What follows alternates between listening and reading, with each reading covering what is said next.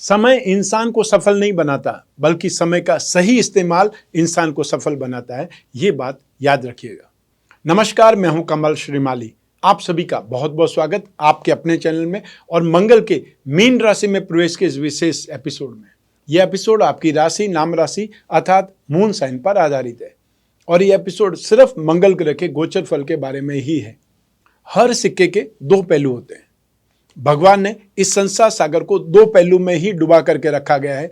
जिस प्रकार सिक्के के दो पहलू एक दूसरे के विपरीत होते हुए भी हर पहलू का महत्व समान रहता है, इसी प्रकार मानव जीवन में भगवान की बनाई हुई हर वस्तु को, हर चीज को दो पहलू में विपरीत होते हुए भी अपना संपूर्ण महत्व कायम रखती है। दिन का उजाला और रात का अंधेरा, ये दोनों एक दूसरे के विपरीत है, लेकिन सूर्य के प्रकाश की जो कीमत है, अगर संसार ने, भगवान ने रात बनाई ही नहीं होती तो हर दिन ही रहता है, अर्थात सूर्य के प्रकाश की कोई कीमत प्रतीत ही नहीं होती। वैदिक ज्योतिष के अनुसार मंगल ग्रह ऊर्जा, शक्ति और पराक्रम का कारक है। सभी ग्रहों में सेनापति का दर्जा प्राप्त मंगल ग्रह को व्यवसाय, भूमि, भाई, साहस, पराक्रम इन सभी का कारक माना जाता है। मंगल मेष और वृश्चिक राशि के स्वामी है, तो मंगल कर्क और सिंह राशि के लिए विशेष योग कारक ग्रह भी है। मंगल ग्रह अपनी ऊर्जा के द्वारा आपके जीवन को ऊर्जावान बनाता है। यह ऊर्जा शक्ति आपको भिन्न भिन्न वातावरण में बाहरी प्रेशर को, दबावों को सहन करने और अपनी स्थिति बनाए रखने के योग्य बनाती है। मंगल पॉजिटिव हो तो स्वभाव में निरंतरता देखी जाती है, दूसरों पर अधिकार जमाने की प्रवृत्ति प्राप्त हो जाती है, शारीरिक रूप से ऐसे लोग बलवान और रूपवान होते हैं। शुभ मंगल प्रॉपर्टी, जमीन जायदाद भरपूर देता है। वहीं मंगल अशुभ हो जाए कुंडली में तो मंगल की नेगेटिव स्थिति ब्लड से रिलेटेड प्रॉब्लम्स आपको दे सकती है। आपके शत्रु आप पर हावी हो सकते हैं और पारिवारिक जीवन में भी समस्याओं का सामना ज्यादा करना पड़ सकता है। अशुभ मंगल प्रॉपर्टी में, जमीन जायदाद के मामलों में झगड़े, फसाद और समस्याएं देते हैं। आइए अब बात करते हैं मंगल के साथ में युति या दृष्टि संबंध करने वाले ग्रहों के प्रभाव के बारे में। चाहे जन्म कुंडली हो या गोचर कुंडली हो, उसमें बनने वाले हर योग का कोई न कोई प्रभाव हमारे जीवन पर जरूर पड़ता है। ग्रहों की चाल ही आपको बुरा करने की ओर या अच्छा करने की ओर प्रेरित करती है। मंगल के मीन राशि में प्रवेश करने से बृहस्पति और शुक्र के साथ में युति हो जाएगी और इसका क्या परिणाम होगा, पहले तो यही जान लेते हैं। आइए, इसमें सबसे पहले हम बात करेंगे मंगल और बृहस्पति की युति के बारे में। इस समय स्वाभिमानी भाव जागृत हो जाता है और ऐसे में जो टेक्निकल स्टूडेंट्स हैं या मैनेजमेंट में भी जो स्टूडेंट्स हैं या इस समय स्टडी कर रहे हैं, उनको सक्सेस हासिल होती है। आप स्टडी में और ज़्यादा इन्वॉल्व हो जाते हैं, जागरूक हो जाते हैं और इस गोचर में आप धार्मिक उपासक या साधक बनने की ओर भी अग्रसर हो जाते हैं, जो भी लोग अध्यात्म में इंटरेस्टेड है। इस समय काल में आपको क्रोध जल्दी आएगा, परंतु आप अपने ज्ञान चक्षुओं की सहायता से बहुत जल्दी शांत भी हो जाते हैं या स्थिति को समझ भी लेते हैं। तो आप कई बार आपको समझना लोगों के लिए मुश्किल भी हो जाएगा।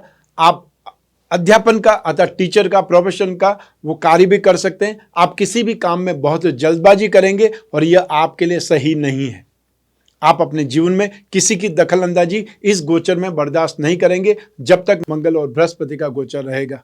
आइए अब बात करें मंगल और शुक्र की युति की। जन्म कुंडली या गोचर कुंडली में मंगल और शुक्र की युति होने पर व्यक्ति का झुकाव विपरीत लिंग के प्रति आकर्षित होता है। जीवन में किसी न किसी से प्रेम हो जाता है और प्रेम में सुख और आनंद भी मिलता है, परंतु कई बार बदनामी भी होती है।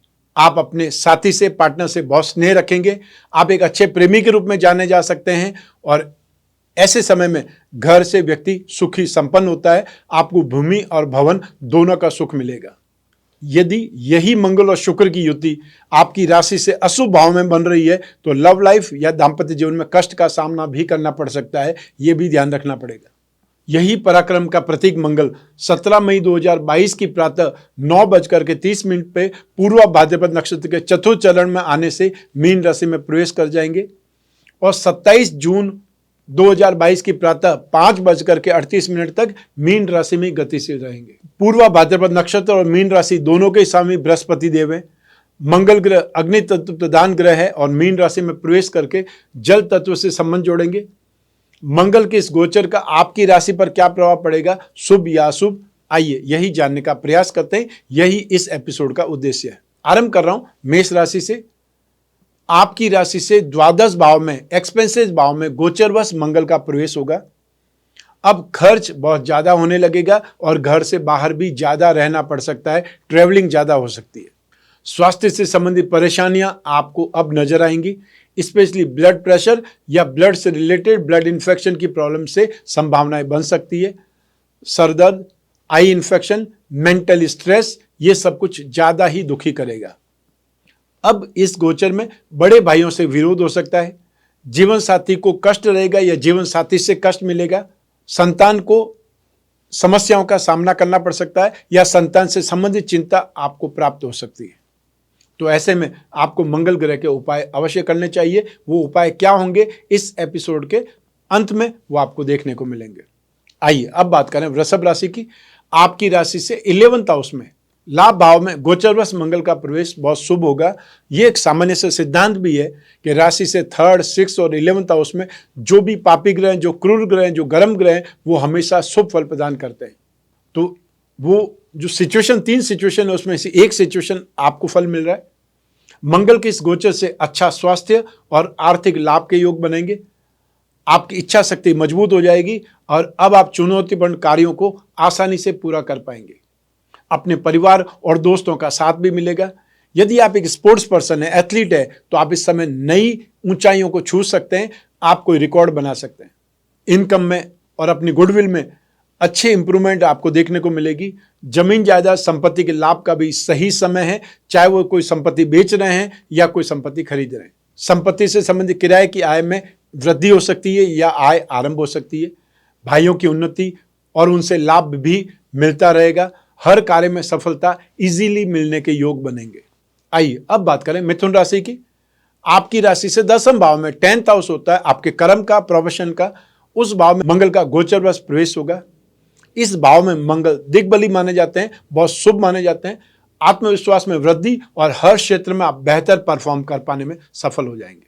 नौकरी या बिजनेस में सफलता और उन्नति मिलेगी, लेकिन इस समय पारिवारिक जीवन में उथल पुथल भी हो सकती है। अपने खाने पीने की आदतों को सुधारना पड़ेगा, क्योंकि आपको उसमें खटाई या तामसिक पदार्थों का इस्तेमाल ज़्यादा हो सकता है और ऐसे में शरीर में कोई न कोई रोग पनप सकता है या जो रोग हैं वो उभर करके सामने आ सकते हैं। शरीर में चोट या कोई घाव से तकलीफ हो सकती है। आप कामकाज के कारण घर से बाहर ज़्यादा रहना पड़ेगा।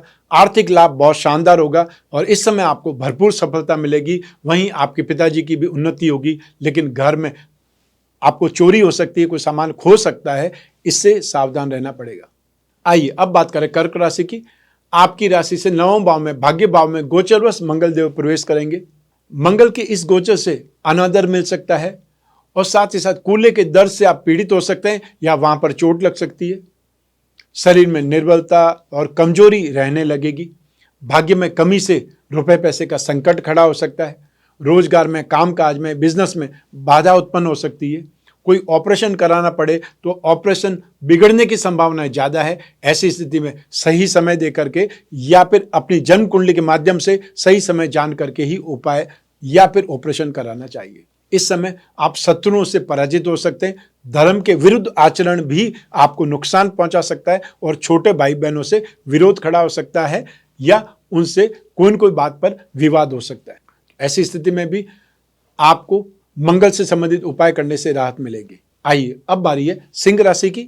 आपकी राशि से 8वें भाव में, मारक भाव में गोचरवश मंगल का प्रवेश होगा। मंगल के इस गोचर से आपके कामकाज में समस्याएं दिखाई देंगी। मेहनत एक प्रकार से वेस्ट चली जाएगी। कोई चोट, घाव या रोगों से दुखी हो सकते हैं। स्पेशली वो लोग जो आंखों में इन्फेक्शन से या पाइल्स की प्रॉब्लम से, ब्लड प्रेशर से जो लोग ज़्यादा परेशान हैं, उन लोगों को और ज़्यादा दुख मिल सकता है, कष्ट मिल सकता है या आपको सही इलाज की ज़रूरत पड़ेगी। आप में से कई लोगों को मारपीट या दुर्घटना से भी कष्ट संभव है। छोटे भाइयों से अनबन ज़्यादा बढ़ जाएगी।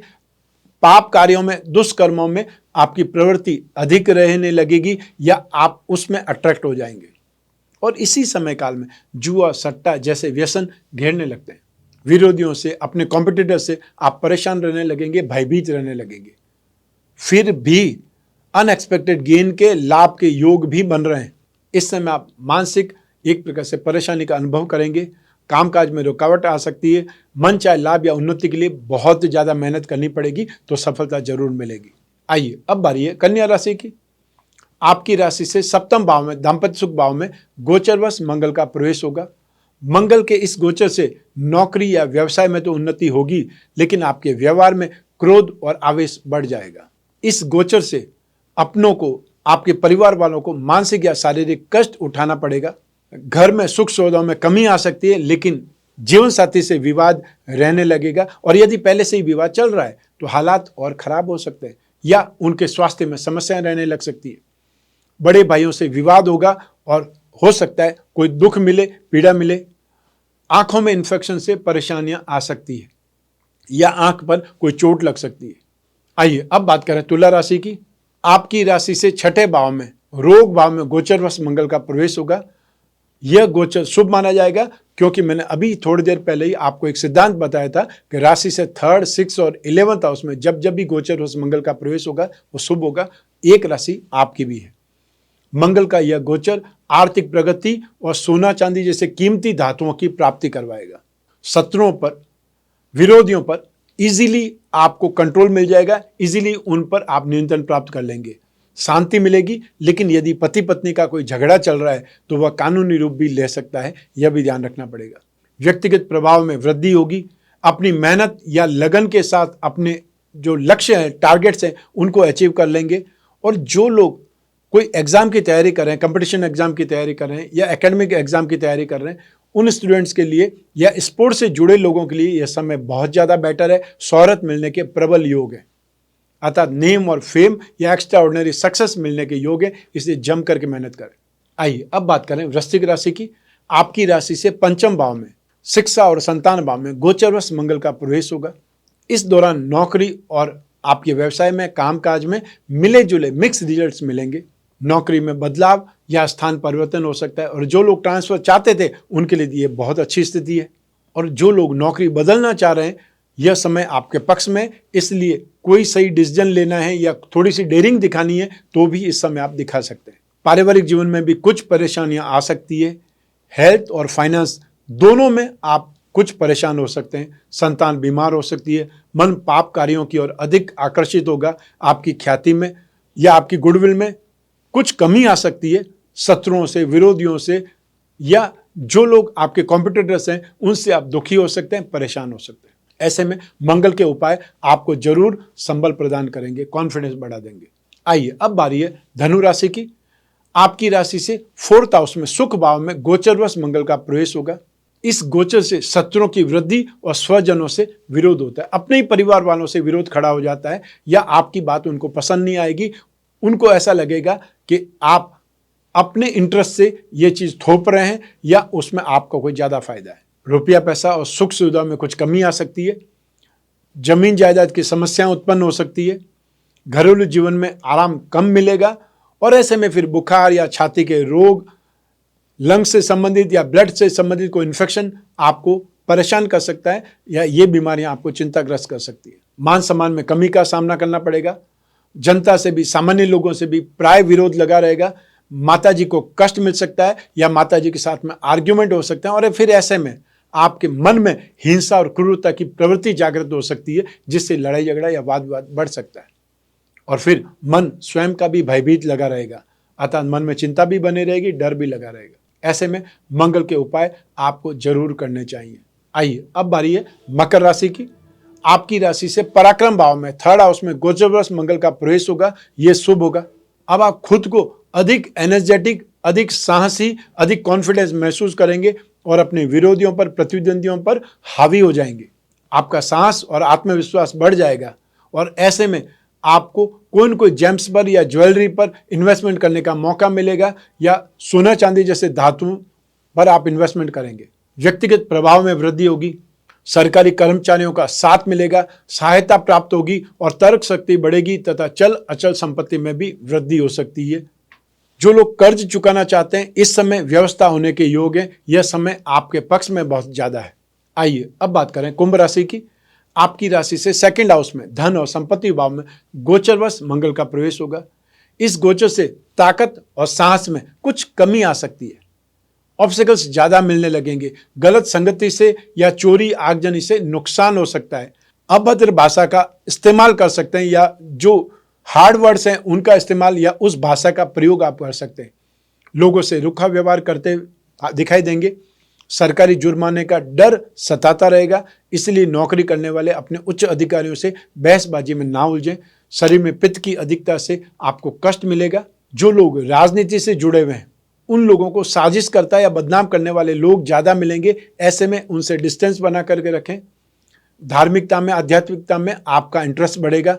स्वास्थ्य का ध्यान रखने की आपको सलाह देना चाहता हूँ। आइए अब बात करें मीन राशि की। आपकी राशि में ही फर्स्ट हाउस में ही गोचरवश मंगल का प्रवेश होगा। इस गोचर से प्राय कामकाज में व्यवधान तो आएंगे, लेकिन पार्टनरशिप और शेयर मार्केट वाले जो भी काम है उसमें आपको लाभ भी मिल सकता है। जो लोग नौकरी वाले हैं उन लोगों को अप्रेजल या इंक्रीमेंट मिल सकता है।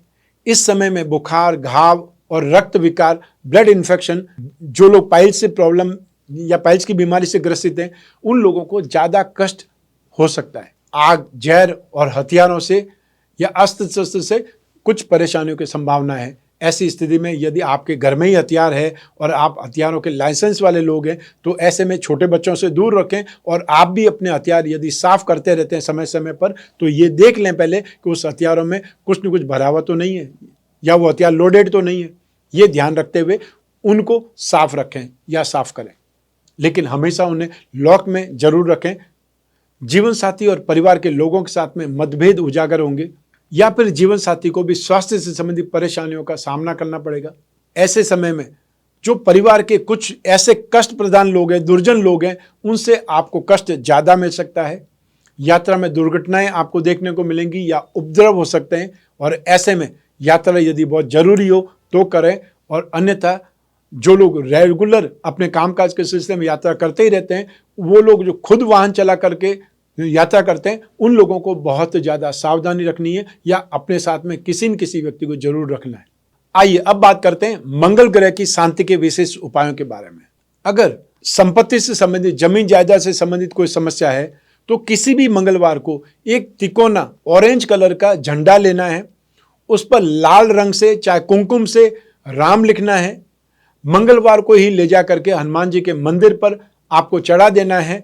इस ढंग से चढ़ाना है कि वो झंडा फहराता रहे। आपको संपत्ति प्राप्ति की समस्या या जो भी जमीन जायदाद से संबंधित समस्या है उसमें राहत मिलने के योग बन जाएंगे। एक और उपाय, अगर मंगली कुंडली होने के कारण विवाह में बाधाएं आ रही है तब ये उपाय करें। हर मंगलवार का उपवास रखें। इस दिन नमक ना खाएं। शाम के समय हनुमान जी के मंदिर में सिंदूर और लाल वस्त्र अर्पित करें और इसके बाद में सुंदरकांड का पाठ करें। चाहे सुंदर का पाठ घर में करें या मंदिर में करें, यह आपकी इच्छा के ऊपर डिपेंड करता है। एक और उपाय के बारे में सुन लीजिए। यदि कोई मुकदमाबाजी है या कोई विवाद है, उससे आपको राहत पानी है, उससे आपको निकलना है, तो रोज सुबह स्नान करने के पश्चात में सूर्य को जल अर्पित करिए। इसके बाद में सूर्य के समक्ष ही एक बार हनुमान चालीसा का पाठ करें।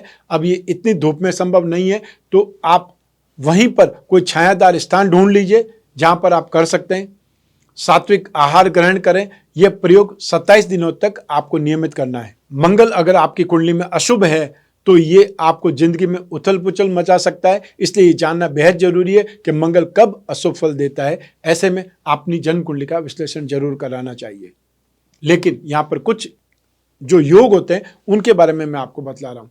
मंगल के अशुभ योग हैं। सबसे पहला अंगारक योग। आपकी कुंडली में मंगल और राहु यदि एक साथ हो जाएं तो अंगारक योग बनता है। ये योग प्रचंड दुर्घटना, कोई न कोई ऑपरेशन और ब्लड से संबंधित कोई गंभीर समस्या देता है। इस योग के होने पर आपके पारिवारिक संबंध काफ़ी खराब हो जाते हैं। अगर आपकी जन्म कुंडली में ये योग है तो मंगलवार का उपवास रखें। हर मंगलवार को कार्तिकेय की उपासना करें, पूजा करें या उनके मंत्र जाप करें। अब कुछ और उपाय जान लीजिए। ज्योतिष के अनुसार मंगल ग्रह की शांति के लिए मंगलवार के दिन ही सूर्योदय से 1 घंटे के अंदर मंगल से संबंधित वस्तुओं का, जैसे लाल कपड़ा, सौंफ, गुड़, मसूर की दाल, बतासे या खांड या केसर, लाल चंदन, तांबे के बर्तन और संभव हो तो मूंगा रत्न दान करें। यही दान मंगल की होरा अर्थात मंगलवार को सूर्योदय से 1 घंटे के अंदर या मंगल के नक्षत्रों जैसे मृगशिरा नक्षत्र, चित्रा और धनिष्ठा में करना और ज़्यादा शुभ माना जाएगा।